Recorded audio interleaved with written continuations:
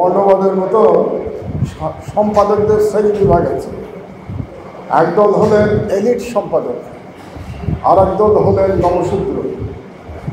তো আজকে আমি ধন্যবাদ জানাই আমাদের প্রেস ক্লাবকে যে 5 জনের নাম আপনারা বললেন, তার মধ্যে ব্রাহ্মণ সম্পাদকও আছে, নমশূদ্র সম্পাদকও আছে। তো ব্রাহ্মণ সম্পাদক কারা? বাংলাদেশে দুটো সাংবাদিকতার মধ্যে দুটো এই ব্রাহ্মণ প্রতিষ্ঠান আছে। একটা হলো সম্পাদক পরিষদ, আর একটা হলো নওয়াব, আমি যাকে বলি নবাব। তো সম্পাদক পরিষদ এবং নবাবের সদস্য আমরা যারা নই, তারা আমরা নমশূদ্র সম্পাদক।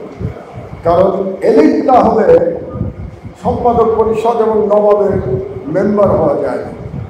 তো আজকে দুই গ্রুপই এখানে আছেন দেখে আমার ভালো লাগছে। আমি এই দুই এলিট সম্পাদকের একটা গল্প বলি, পুরোনো গল্প। গল্পের 3টা চরিত্র, 3 চরিত্রের মধ্যে 2 জন এখানে উপস্থিত আছে। একজন আমি, আর একজন মতি ভাই, আর একজন নুরুল কবির সাহেব। ঘটনাটা 2010 সালে। মতি ভাই একদিন আমাকে ফোন করলেন, তখন নুরুল কবিরের বিরুদ্ধে বোধহয় ডিজিএফআই থেকে নানা রকম হুমকি টুমকি চলছিল। তো মতি ভাই আমাকে ফোন করে বললেন যে আমরা একটা বিবৃতি দেব, তো আপনি তো সম্পাদক, আপনি যদি সই করেন। তার কিছুদিন আগে আমার সহকর্মী আবদুল্লাহর গাড়ি ভেঙে দেওয়া হয়েছিল এবং সে কোনো রকমের জীবন নিয়ে পালিয়ে গিয়েছিল। তার অপরাধ ছিল এবং আমার অপরাধ ছিল রাজপুত্রের দুর্নীতি নিয়ে একটা নিউজ করা। সজীব ওয়াজেদ জয়, তার নামে একটা নিউজ করা আমাদের অপরাধ ছিল। এবং তারপরে আমার গাড়িতেও তেজগাঁ 7 রাস্তার মধ্যে হাতুড়ি দিয়ে ভেঙে আমাকে মেরে ফেলার চেষ্টা করা হয়েছিল।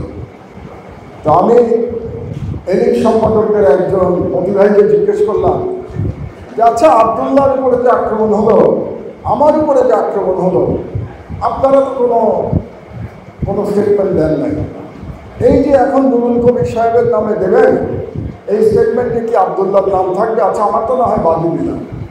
উনি বললেন না, এবার তো দেওয়া যাবে না, পরে আমরা দেবো, এটা শুধু নুরুল কবির হবে। আমি বললাম আমি অত্যন্ত দুঃখের সাথে জানাচ্ছি, এটা তো সই করা আমার পক্ষে সম্ভব না।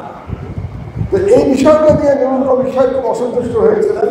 এবং আমি যখন জেলে, তিনি 2-1টা টেলিভিশন টকশোতে বলেছেন যে মাহমুদুর রহমান আমার বিরুদ্ধে অত্যাচারে সই করতে চান নাই। উনি অর্ধসত্য বলেছিলেন, উনি পুরো কাহিনীটা বলেন না। আমি অবশ্যই সই করতাম যদি আবদুল্লাহর নামটা ওখানে থাকতো। আবদুল্লাহর নাম ছিল না, অন প্রিন্সিপাল আমি সই করি নাই। তো নুরুল কবির এখানে থাকলে আরো ভালো হতো। একজন এখানে আছে, আরেকজনের সামনেই আমি এই ঘটনাটা বলতে পারতাম। এটা বললাম এই কারণে যে সাংবাদিকতার সবচেয়ে বড় সমস্যা বাংলাদেশে এই এলিটিজম। যতদিন না আমরা সকল সম্পাদককে, সকল সাংবাদিককে এক নজরে দেখতে পাবো, ততদিন পর্যন্ত আমাদের মুক্তি নাই।